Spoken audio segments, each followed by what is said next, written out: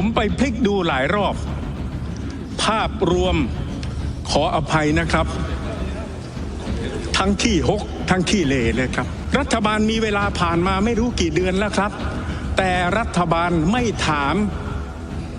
กลับเอางบ68มาขอก่อนเหมือนเอาหน้ามาทำหลังเอาหลังไปทำหน้าเหมือนตั้งใจที่จะมาลักไก่กับสภาต่อหน้าประชาชนปีที่แล้ว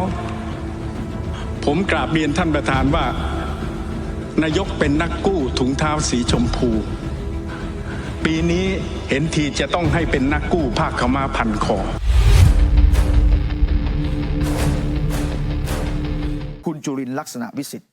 วันนี้สสบัญชีรายชื่อประชาธิปัตย์คุณจุรินทร์ลุกขึ้นอภิปรายนะบอกว่าเนี่ยกรณีงบประมาณปี68เนี่ยขอตั้งฉายาฉายาว่ายังไงบ้างแล้วลองฟังคุณจุรินทร์ลักษณะวิสิทธิ์ผมไปพลิกดูหลายรอบภาพรวมขออภัยนะครับทั้งขี้หกทั้งขี้เลเลยครับท่านนายกให้สัญญาไว้กลางสภาตอนพิจารณาวาระหนึ่งว่าถัดไปท่านจะทำ4เพิ่ม1ลดท่านประธานจำได้ใช่ไหมครับเช่น4เพิ่มที่ว่าคือจะเพิ่มรายได้ให้ประเทศและจะลดการขาดดุลงบประมาณลงมาเป็นต้นแต่ปรากฏว่าพอมาเปิดตัวเลขลึกลงไปในรายละเอียดกลายเป็นละครคนละซีรีส์เลยครับขออภัยครับเหมือนเห็น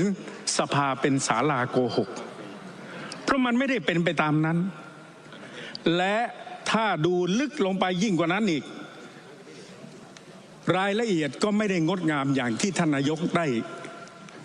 อภิปรายต่อสภาเมื่อเช้าขี้เหร่ที่3เรื่องเงินกู้หรือการกู้เงิน2 ปีงบปี67งบปี68รัฐบาลชุดนี้ต้องกู้มาชดเชยการขาดดุลรวม 1.5 ล้านบาทครับนี่ยังไม่รวมกู้มาแจกนะครับเพียงแต่ว่าใน 1.5 ล้านมีกู้มาแจกก็คือดิจิตอลวอลเล็ตใส่ลงไปในงบ68อยู่ 152,700 ล้านเพราะฉะนั้นยังเหลือเงินที่จะต้องกู้มาแจกเพิ่มอีกให้ครบ 500,000 ล้านอีก 347,300 ล้านบาทถ้ามารวมกับงบขาดดุล2 ปี67-68สุดท้ายรัฐบาลนี้2 ปีจะก่อหนี้เฉพาะเห็นเนี่ย 1.9 ล้านบาทรวมบริหาร2 ปีกู้เกือบ2 ล้านตัวเลขกลมๆปีที่แล้วผมกราบเรียนท่านประธานว่านายกเป็นนักกู้ถุงเท้าสีชมพูปีนี้เห็นทีจะต้องให้เป็นนักกู้ผ้าขาวม้าพันคอนี่คือที่มาของสำนวนคือขี้เหร่เรื่องแรกคือเรื่องรายได้ขี้เหร่เรื่องที่2คือขาดดุลงบประมาณแล้วก็ขี้เหร่เรื่องที่3ก็คือเรื่องเงินกู้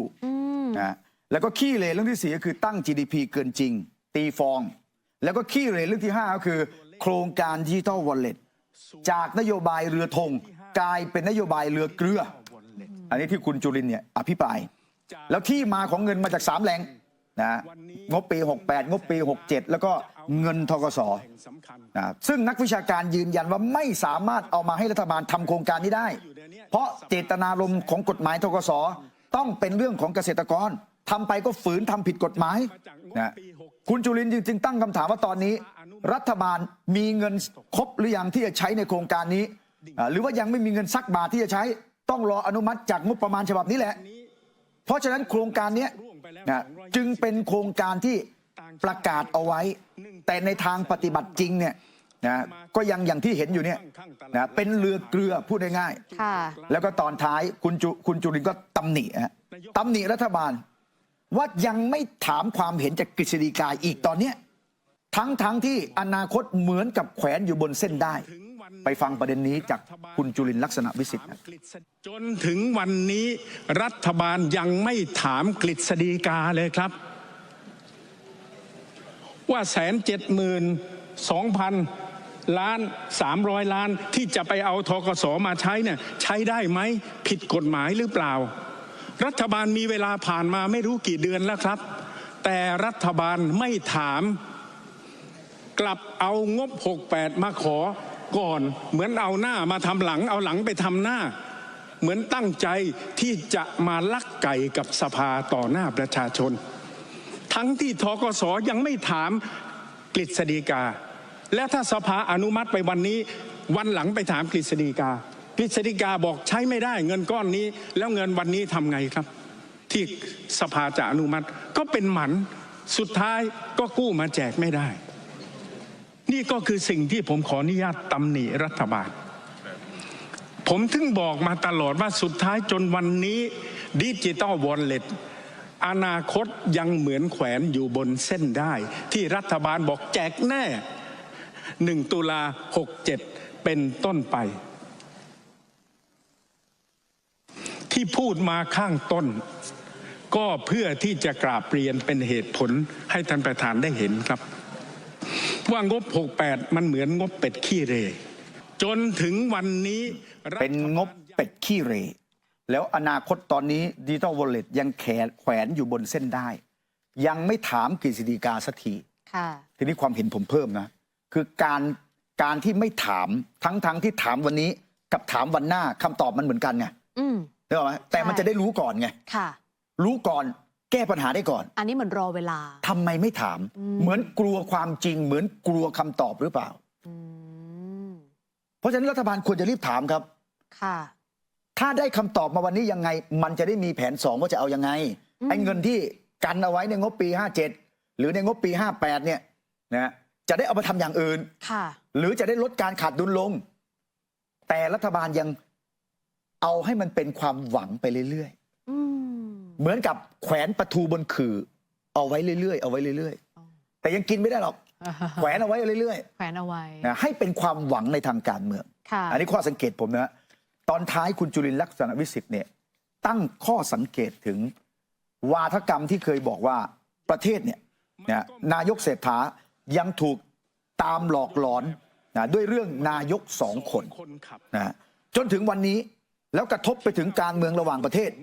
นะนี่คือสิ่งที่รัฐบาลต้องตระหนักแล้วบางช่วงบางตอนคุณจุลินทร์เปรียบเทียบฮะว่าตอนนี้มันเหมือนรถยนต์1 พวงมาลัยแต่2 คนขับฮะจนกระทั่งถึงวันนี้รัฐนาวาไทยวันนี้ถ้าเป็นรถยนต์มันก็เหมือนกับรถยนต์แบบ1 พวงมาลัย2 คนขับที่น่าหวาดเสียวที่สุดก็คือแม้จะนั่งเก้าอี้คนละตัวแต่ปรากฏว่าจับพวงมาลัยอันเดียวพร้อมกัน2 คนอันนี้เป็นอีก1 วาทะนะฮะแล้วก็สุดท้ายพูดถึงพระราชบัญญัตินิรโทษกรรมมันต้องใช้งบประมาณแผ่นดินมันจะเป็นจุดเริ่มต้นนำประเทศไปสู่ความปรองดองหรือความแตกแยกเพราะฉะนั้นถามคณะรัฐมนตรีว่าในฐานะรัฐบาลคุมเสียงข้างมากในสภารัฐบาลมีนโยบายเสนอและสนับสนุนกฎหมายฉบับนี้หรือไม่แล้วจะสนับสนุนการนิรโทษกรรมรวมคดีทุจริต157นะแล้วก็รวมคดี112ด้วยหรือไม่เพราะรัฐบาลกุมเสียงข้างมากในสภาอยู่แล้วอันนี้คือคำถามจากฝ่ายค้านพรรคประชาธิปัตย์คุณจุรินทร์ลักษณะวิสิทธิ์แล้วพูดถึงพรรคประชาธิปัตย์อีกคนหนึ่งที่ออกมาให้ความเห็นเรื่องนี้คุณชัยชนะเดชเดโชนะคะในฐานะรองหัวหน้าพรรควันนี้ให้สัมภาษณ์เกี่ยวกับการอภิปรายงบประมาณปี68ค่ะคุณชัยชนะเนี่ยประเมินก่อนว่าการเมืองตอนนี้ปกติดีแล้วก็มองว่าการอภิปรายงบประมาณน่าจะผ่านได้นะคะคิดว่าน่าจะผ่านได้แต่ทีนี้คุณชัยชนะก็ตั้งข้อสังเกตว่าการที่รัฐบาลทำงบประมาณออกมาแบบนี้เนี่ยต้องไปดูสิคุณตั้งงบขาดดุลเกินควรหรือเปล่าการกู้โดยไม่นึกถึงอนาคตแล้วก็ตั้งฉายาให้กับรัฐบาลในการอภิปรายงบประมาณครั้งนี้ด้วยลองไปฟังค่ะฝากให้ติดตามการไปของมันนะครับผมให้การอภิปรายครั้งนี้ว่าเป็นนักวิ่งราวทรัพย์นะครับรัฐบาลนักวิ่งราวทรัพย์ครับ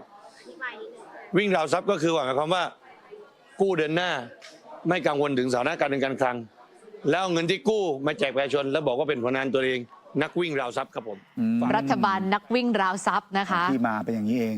ส่วนอีกคนหนึ่งค่ะคุณถากรตันทสิทธิ์นะคะอันนี้สสบัญชีรายชื่อไทยสร้างไทยค่ะเป็นคนหนึ่งที่ลุกขึ้นอภิปรายแล้วตั้งข้อสังเกตถึงความเสี่ยงที่กำลังเกิดขึ้นกับงบประมาณปี68มี3 ส่วนด้วยกันมองว่ามันคือการซิกแซกและรัฐบาลไต่เส้นลวดมากๆเลยนะคะเสี่ยงอยู่ค่ะ งบประมาณปี 2568 ขออนุญาตตั้งฉายาเพิ่มเติมอีกครับว่าซิกแซกไต่เส้นลวดครับท่านประธานครับทำไมผมถึงพูดอย่างนั้นว่างบประมาณปี 2568 เป็นงบประมาณที่ซิกแซกไต่เส้นลวดครับ3ความเสี่ยงที่กำลังเกิดขึ้น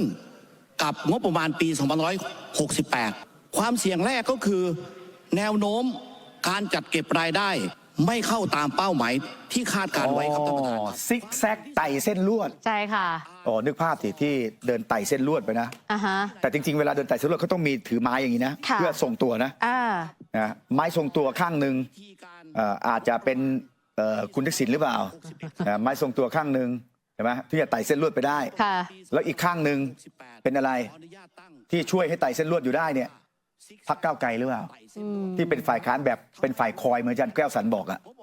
นะ พับเพียบค้านน่ะเหรอ ที่เขา ซิกแซกไต่เส้นลวด ค่ะ เมื่อสักครู่คุณธากรไม่ได้พูดนะอันนี้เราคิดตาม วิเคราะห์ให้เป็นอีกหนึ่งวัฒกรรม